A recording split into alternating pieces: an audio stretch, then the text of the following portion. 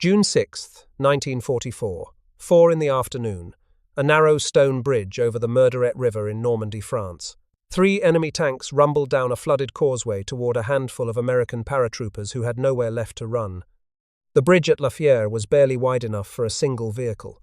On either side, flooded marshland stretched for hundreds of yards. The paratroopers could not retreat. They could not maneuver around the approaching armor. They could only fight or die where they stood.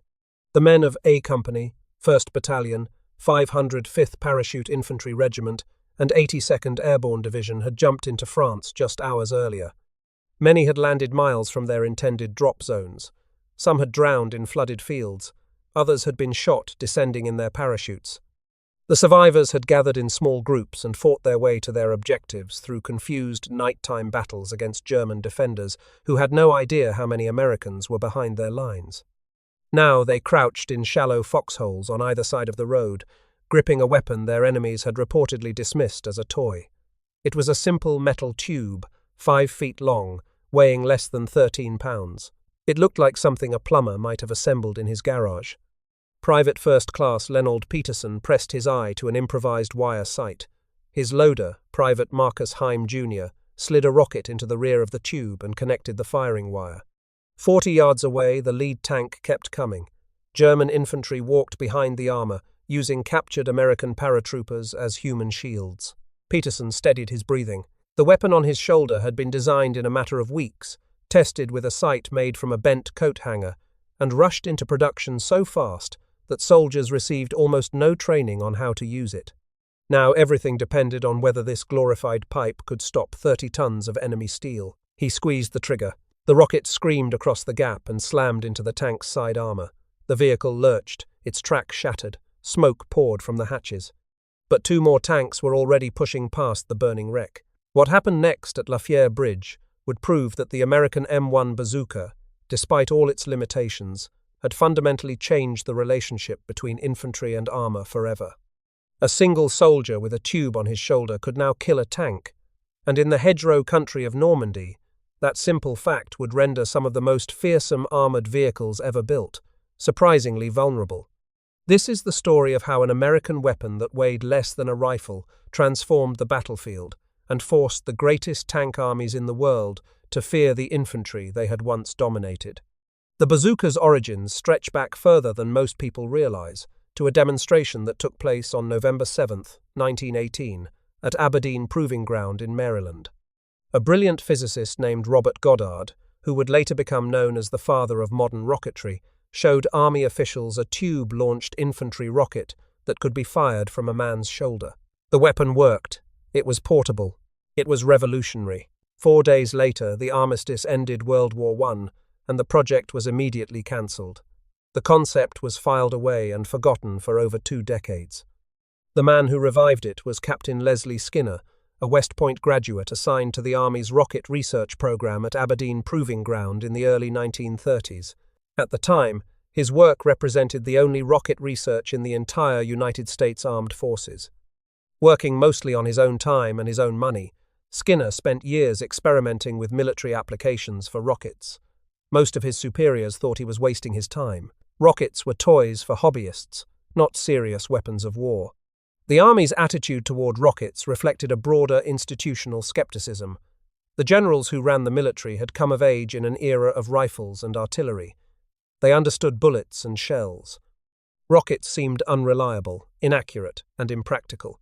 The few rocket programs that received funding focused on artillery barrages, not infantry weapons. But Skinner was stubborn. He kept working. He corresponded with Dr. Clarence Hickman, a former colleague of Goddard, who now headed rocket ordnance research for the National Defense Research Committee. Together, they accumulated knowledge that would prove critical when America finally entered the war. They understood rocket propulsion, shaped charge warheads, and the engineering challenges of building a weapon that an ordinary soldier could carry and fire. The breakthrough came in early 1942. The Army had developed a new anti-tank grenade called the M10, which used a shaped charge warhead capable of penetrating 60 millimeters of armor. The problem was weight. At 3.5 pounds, the grenade was far too heavy to throw effectively, and too bulky to fire from a rifle. It was a solution without a delivery system. Skinner assigned a young engineer named Lieutenant Edward Uhl to solve the problem.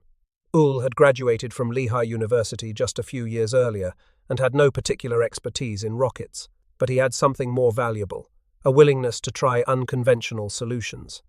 One day, walking past a scrap pile at the proving ground, Uhl spotted a metal tube that happened to be 60 millimeters in diameter, exactly the size of the M10 warhead. An idea struck him.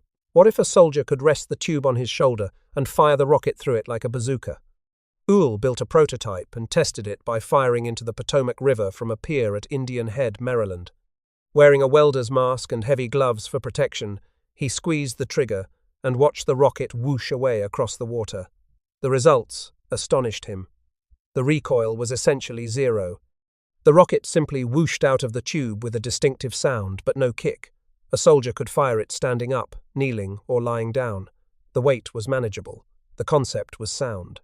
In May 1942, Skinner and Uhl brought their creation to Aberdeen for a competitive demonstration against 5 other anti-tank weapons, mostly spigot mortars and rifle grenades. Just before the test, they realized they had forgotten to install sights on their launcher. With no time for proper fabrication, Uhl grabbed a wire coat hanger, bent it into a crude aiming device using pliers from his automobile trunk, and attached it to the tube. The other competitors had polished their weapons for months. Some had been in development for years. They had proper sights, professionally manufactured components, and extensive documentation. Skinner and Uhl had a pipe with a coat hanger for a sight. Despite this improvisation, the jury-rigged launcher was the only weapon in the trial to successfully hit a moving tank. The other weapons either missed, malfunctioned, or failed to damage their targets. The bazooka worked. Brigadier General Gladian Barnes fired it himself and was immediately impressed.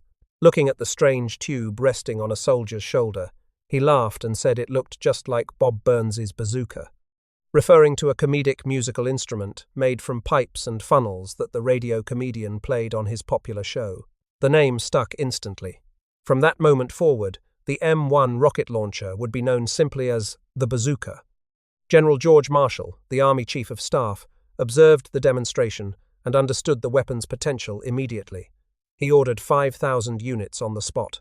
General Electric received the production contract on May 20th, 1942.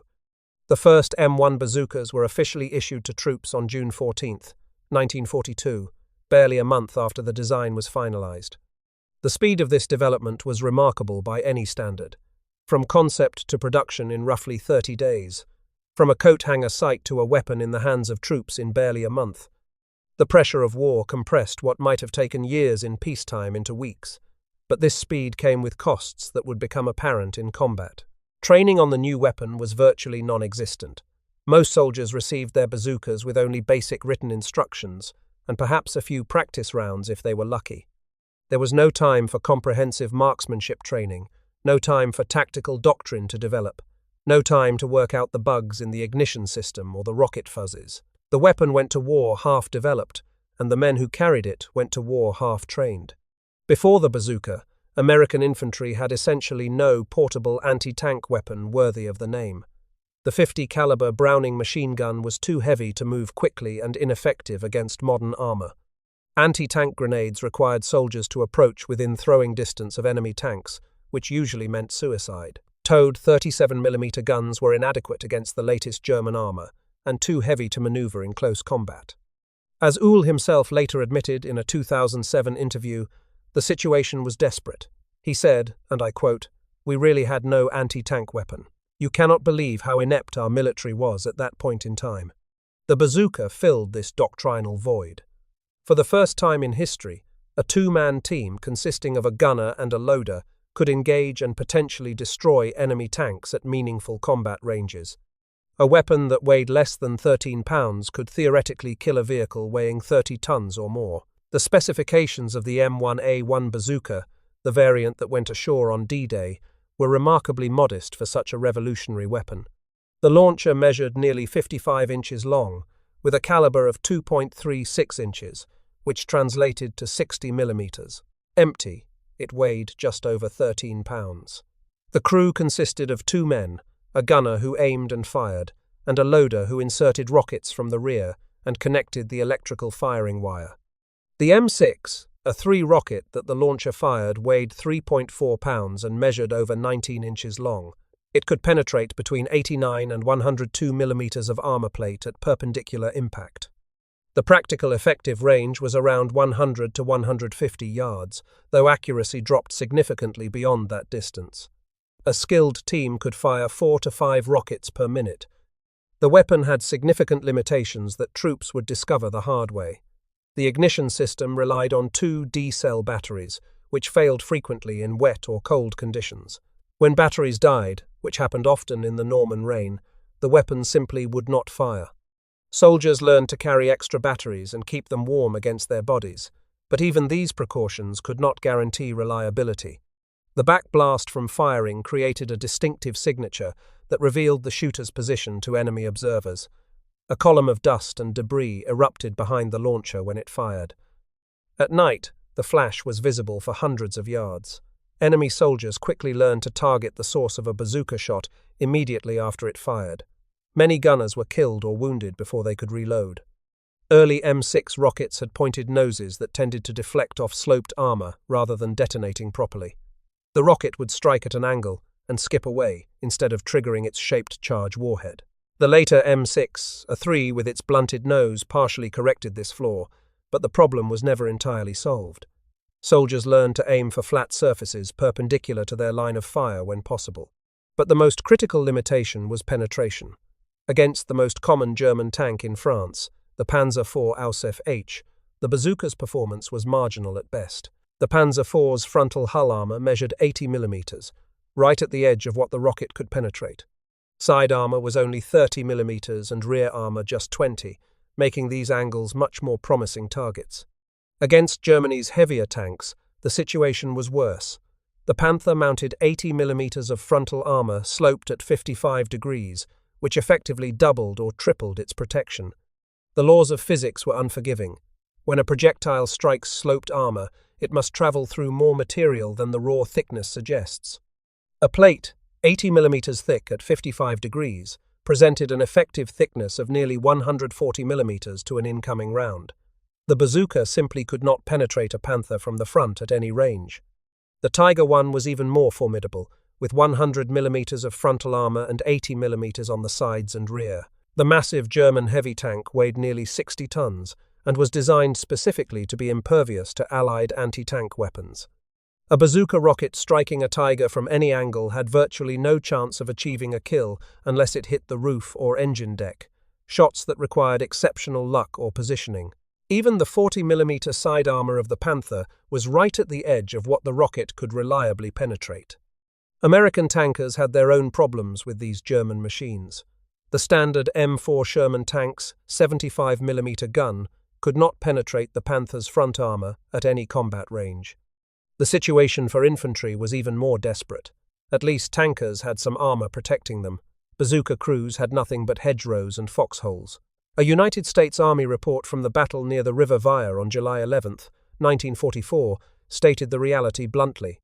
The bazooka was, quote, worthless against the front armor of Panther and Panzer IV Ausf H. This meant American bazooka teams needed flank or rear shots against every German tank they faced. They had to get close, dangerously close, and they had to maneuver to angles where the enemy could not easily engage them. It seemed like an impossible requirement. But Normandy's unique terrain would make it possible. The bocage country of Normandy is unlike any other battlefield in Western Europe.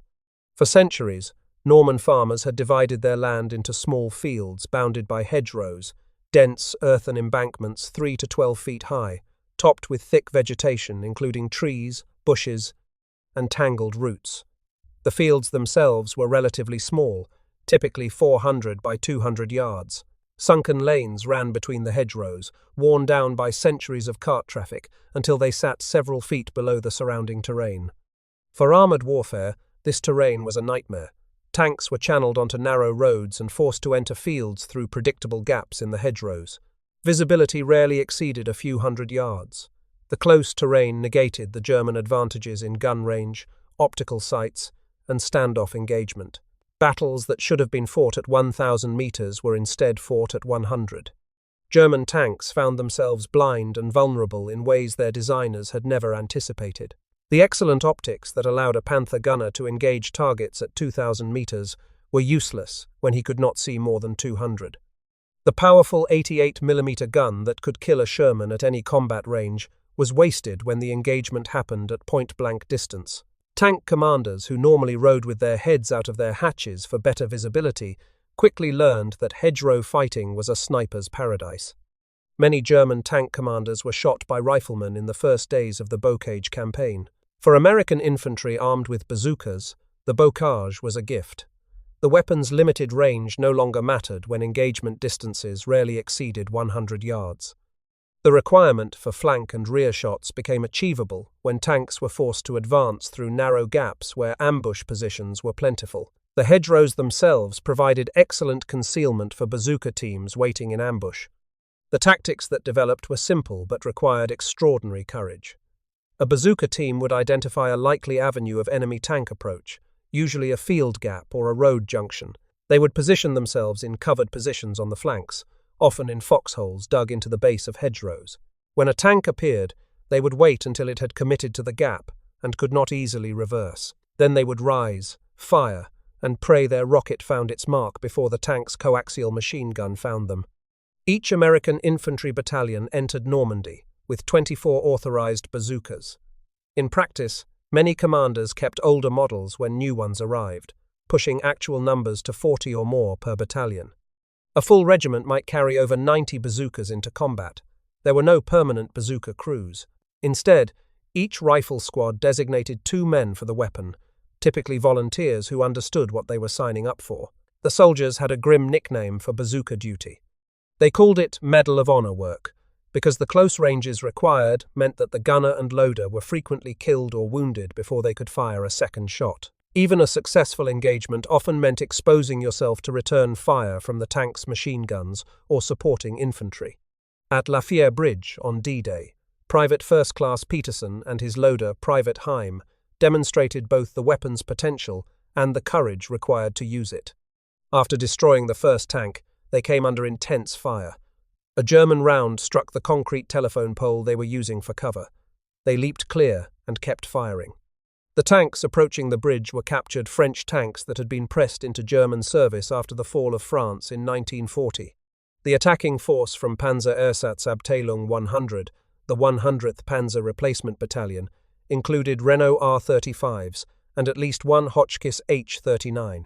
This was a training unit hastily thrown into combat to counter the American airborne landings. The French tanks were obsolete machines with thin armor and weak guns, but they were still tanks, and the paratroopers had nothing heavier than bazookas to stop them. German infantry from Grenadier Regiment 1057 advanced behind the armor. In a cruel tactical move, they had driven captured American paratroopers ahead of the tanks as human shields. The defenders at the bridge faced an agonizing choice: fire and risk, killing their own comrades, or hold fire and allow the enemy to overrun their position. Lieutenant John Dolan, known by his radio call sign Red Dog, commanded the American position. He had positioned his 2 bazooka teams on either side of the road, giving them crossing fields of fire. It was textbook ambush doctrine, executed under the worst possible conditions. On the opposite side of the road, the 2nd Bazooka team of Private First Class John Balderson and Private First Class Gordon Prine was also engaging. Their weapon was damaged by enemy fire, forcing them to withdraw. Now, Peterson and Heim were alone against 2 remaining tanks. What happened next became legend in the 82nd Airborne. Private Heim sprinted across the road under withering fire to retrieve the abandoned rockets from the damaged team. He grabbed the ammunition, dashed back through the kill zone, and fed rockets to Peterson as fast as the gunner could fire. Together, with support from a 57mm anti-tank gun, they destroyed the 2nd and 3rd tanks. The German counterattack was broken. The bridge remained in American hands. All 4 bazooka men, Peterson, Heim, Balderson, and Prine, received the Distinguished Service Cross for their actions. The causeway where they fought is now officially named Marcus Heim Way. Heim later reflected on the experience with characteristic understatement. He said, "This was one of the toughest days of my life. Why we were not injured or killed only the good Lord knows." 8 days later, and several miles to the west, another American officer demonstrated what the bazooka could accomplish in the hedgerow fighting. Captain Matt Urban, born Matthew Urbanowicz, commanded a company in the 2nd Battalion, 60th Infantry Regiment, and 9th Infantry Division. On June 14, 1944, near the village of Renouf on the Cotentin Peninsula, his unit encountered devastating fire from German tanks. Urban was already a proven combat leader. He had landed in North Africa during Operation Torch and fought through Tunisia and Sicily before D-Day. His men respected him because he never asked them to do anything he would not do himself. He was the kind of officer who led from the front, often too far from the front for his own safety. Urban watched his men being cut down. The tanks were too close for artillery support, and no friendly armor was available.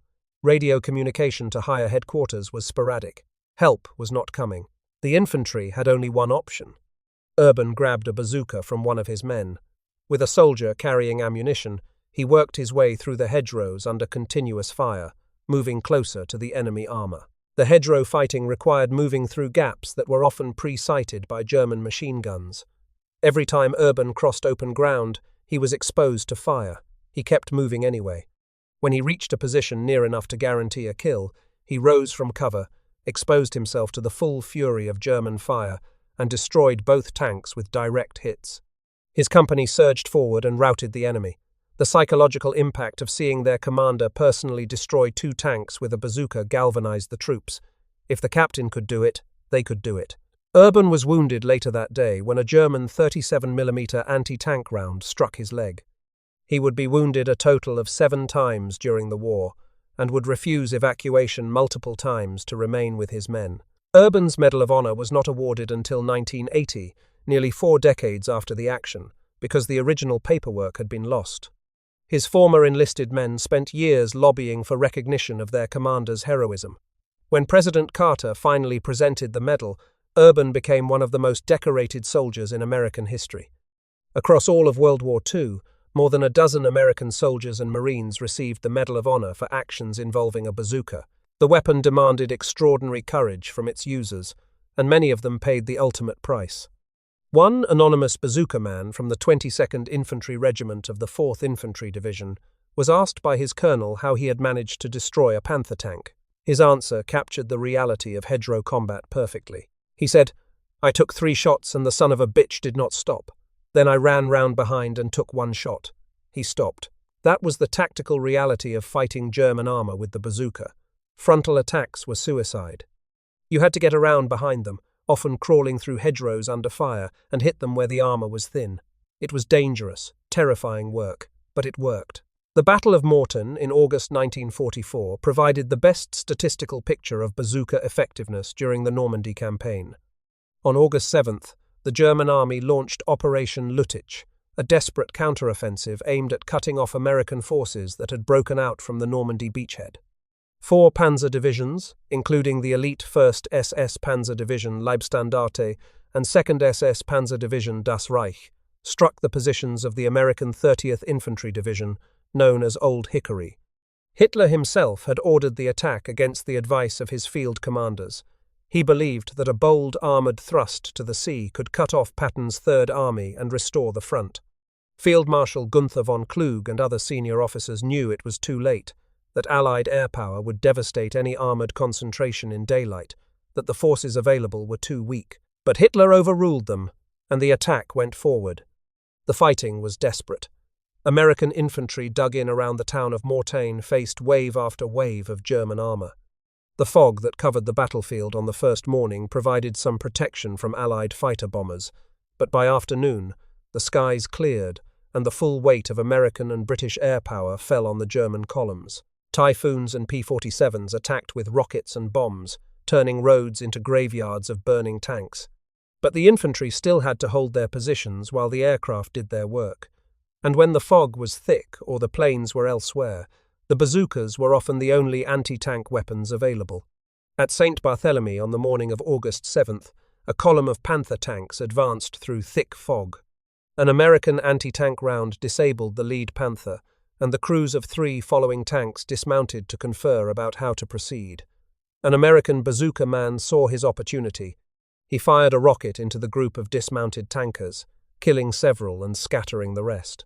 Then he methodically destroyed 2 of the 3 stationary tanks before the survivors could react. That single engagement at St. Barthélemy halted the advance of the 1st SS Panzer Division's spearhead. According to divisional records, the 30th Division destroyed dozens of German tanks during the entire Mortain battle. Of these, roughly 1 in 7 were credited to bazookas. The majority fell to 76mm guns, field artillery, tank destroyers, and air power. This ratio was consistent with broader data from the Normandy campaign.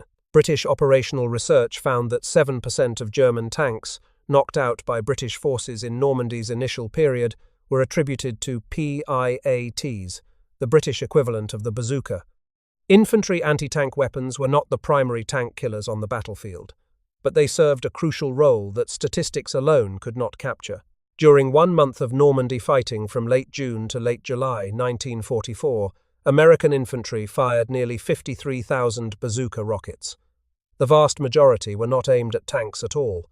The weapon proved devastatingly effective against bunkers, machine gun nests, buildings, and fortified positions of all kinds.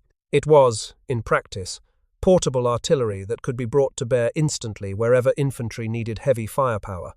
General George Patton himself understood this reality. In correspondence before D-Day, he reportedly wrote that the purpose of the bazooka was not to hunt tanks offensively, but to be used as a last resort in keeping tanks from overrunning infantry.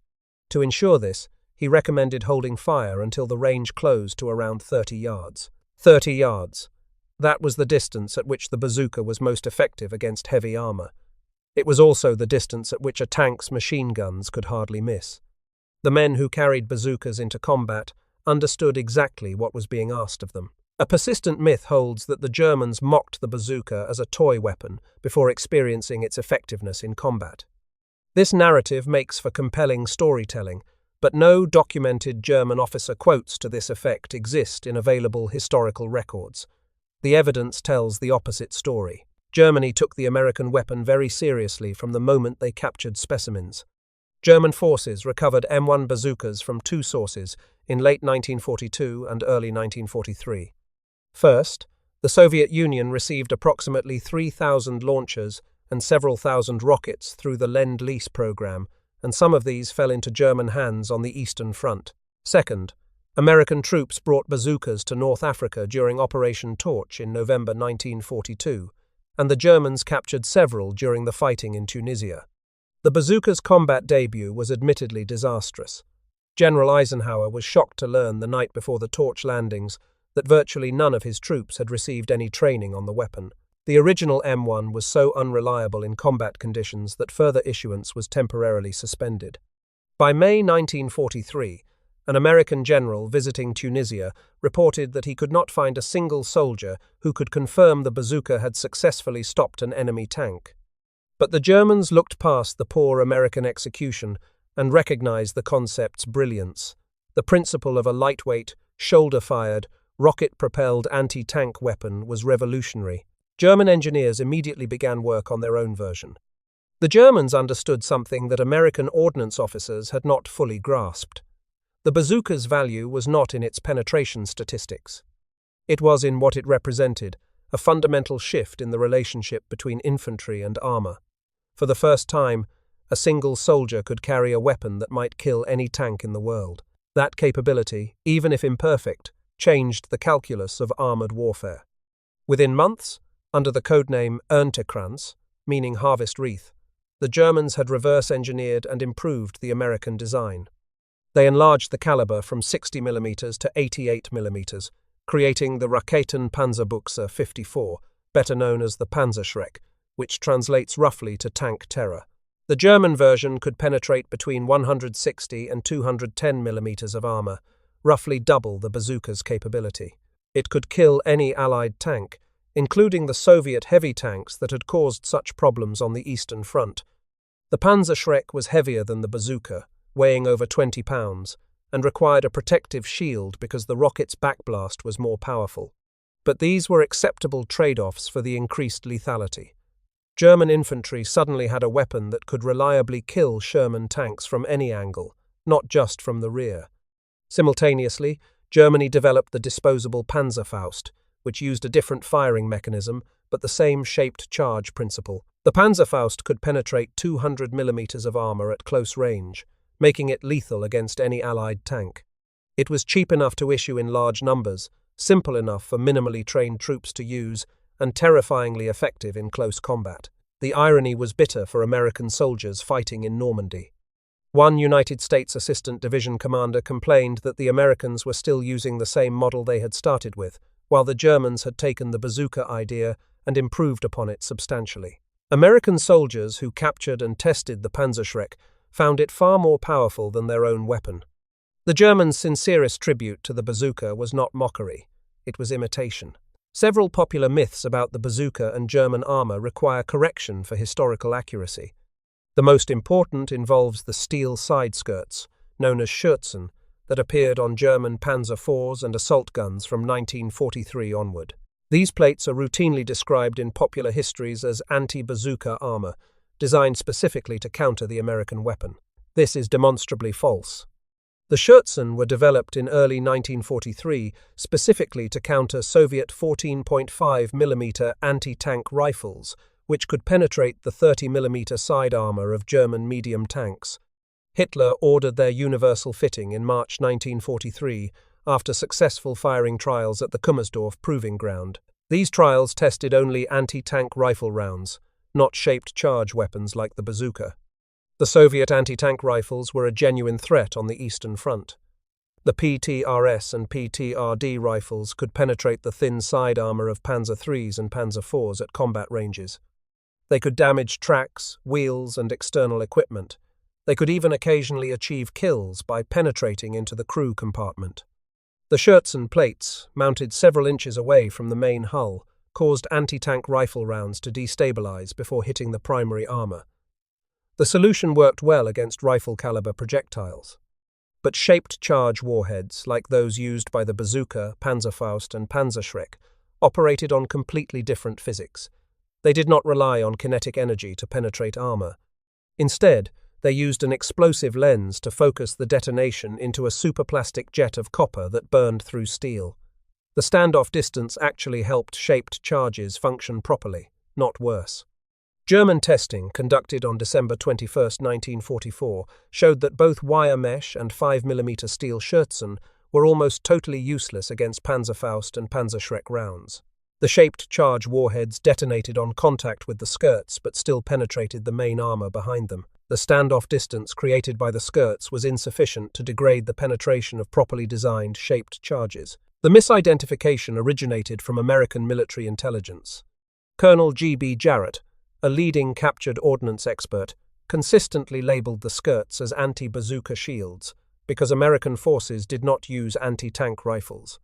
Intelligence officers simply assumed the skirts must counter weapons they knew about, rather than weapons they had never encountered. Similarly, the distinctive ridged coating called Zimmerit that appeared on many German tanks had no connection to the bazooka threat. Zimmerit was developed to prevent magnetically attached anti-tank mines from sticking to tank hulls. Germany itself used magnetic mines, but the Allies never adopted them, making the time-consuming coating entirely unnecessary in hindsight. The actual German tactical adaptations to infantry anti-tank weapons were more practical. Tankers in Normandy learned to avoid close bocage terrain when possible. They employed infantry screens to protect against close assault weapons. They positioned in open ground where their superior gun range and optical sights could dominate engagements. The bocage's terrain restrictions made these adaptations difficult, which contributed significantly to German armor losses. By October 1944, American engineers had begun developing an improved version of the bazooka. The M20, known informally as the Super Bazooka, increased the caliber from 2.36 inches to 3.5 inches. The larger rocket could penetrate up to 280 millimeters of armor, nearly triple the original weapon's capability. Budget cuts and the chaos of wartime production delayed deployment. The Super Bazooka did not reach frontline units before the end of the war in Europe. This delay had tragic consequences. When the Korean War erupted in June 1950, American infantry divisions were still equipped with obsolete 2.36-inch M1 Bazookas, firing degraded ammunition that had been stored since World War II. The rockets had been sitting in warehouses for 5 years, and their propellant charges had deteriorated. At the Battle of Osan on July 5, 1950, American bazooka rounds bounced harmlessly off Soviet-supplied T-34-85 tanks. The North Korean armor rolled through American positions almost unopposed. Task Force Smith, the first American ground force committed to the Korean War, was virtually annihilated. The soldiers fired their bazookas again and again, hitting tanks that kept coming. The rockets would strike the T-34's sloped armor and simply bounce off or explode harmlessly against steel they could not penetrate. Some men climbed onto enemy tanks and dropped grenades into hatches, sacrificing their lives to stop machines that their anti-tank weapons could not touch.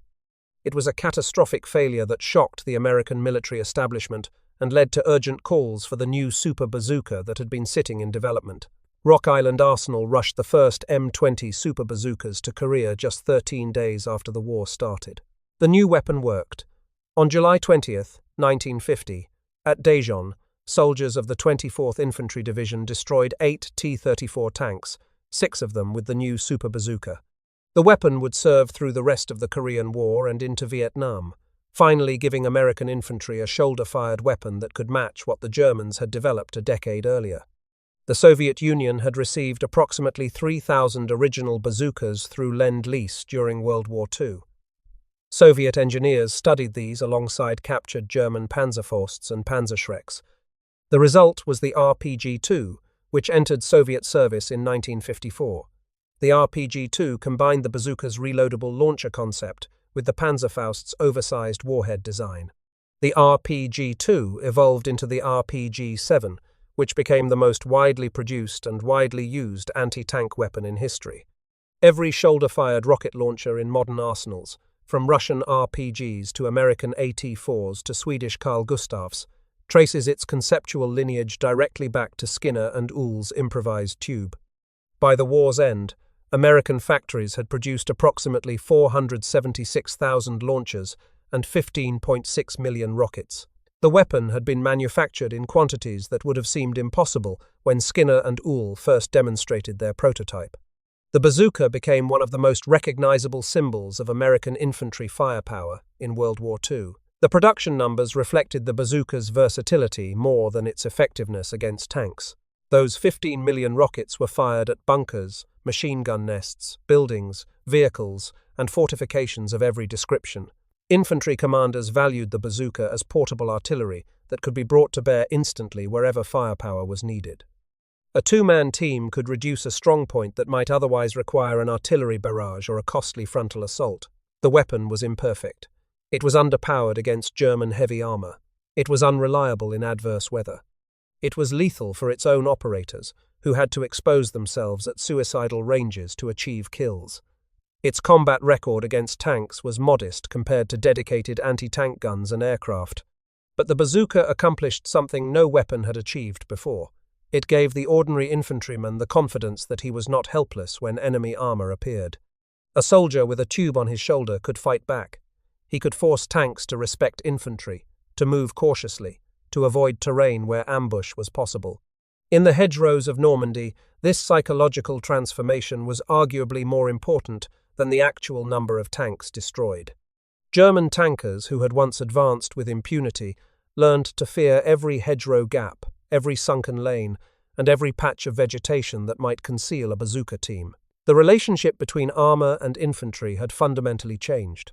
Today, memorials stand at Fiere Bridge, where Peterson, Heim, Balderson, and Prine stopped the German counterattack on D-Day. The Iron Mike statue, depicting an American paratrooper, overlooks the causeway.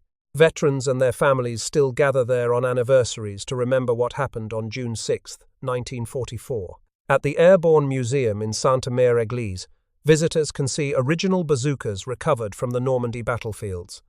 The weapons look remarkably simple, almost crude, just metal tubes with basic sights and electrical connections. It is hard to believe that something so elementary could have mattered so much. But it did matter. The men who carried those tubes into combat changed the nature of modern warfare.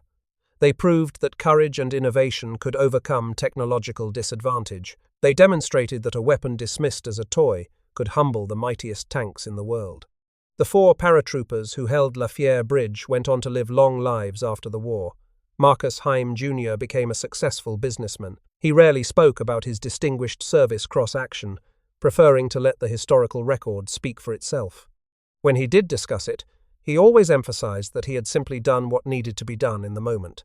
Captain Matt Urban recovered from his wounds and continued his military career. He became one of the most decorated combat soldiers in American history, with 7 Purple Hearts, 2 Silver Stars, 3 Bronze Stars, and finally, the Medal of Honor that his men fought for decades to secure for him. He died in 1995 and is buried at Arlington National Cemetery. The bazooka itself was retired from American service after the Korean War, replaced by more powerful and reliable weapons, but its descendants are everywhere.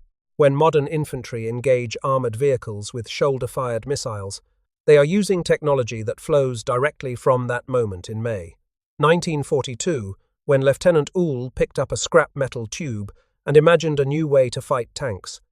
The story of the M1 Bazooka is not simply a story about a weapon. It is a story about what happens when desperate necessity meets human ingenuity. It is a story about ordinary men who picked up an imperfect tool and accomplished extraordinary things with it. It is a story about the courage required to close with an enemy tank, knowing that you would probably die in the attempt. In the hedgerows of Normandy, young Americans faced German armor that outgunned and outprotected anything they had. They were supposed to be helpless. They were supposed to die beneath the treads of panzers and panthers and tigers. Instead, they crawled through the mud with metal tubes on their shoulders and fought back. They proved that no amount of armor could make a tank invulnerable when determined infantry got close enough. That lesson, demonstrated at terrible cost in the summer of 1944, remains true today. The bazooka's legacy lives on not just in the weapons that descended from it, but in the fundamental principle it established. Any soldier, properly armed and properly positioned, can threaten any tank. The age of armor dominance that began in 1918 ended in the hedgerows of France. The American soldiers who carried bazookas into Normandy did not know they were making history. They did not know that their crude, underpowered weapon would spawn an entire family of anti-armor systems used by every army on Earth. They knew only that tanks were killing their friends, and they had been given a tool to fight back. They used that tool with courage, skill, and sacrifice. Hundreds of them died doing what soldiers called Medal of Honor work. Many more were wounded. They deserve to be remembered not for the number of tanks they destroyed, which was modest by any statistical measure, but for what they proved was possible. A soldier with a tube on his shoulder could stop a tank. That simple truth changed warfare forever.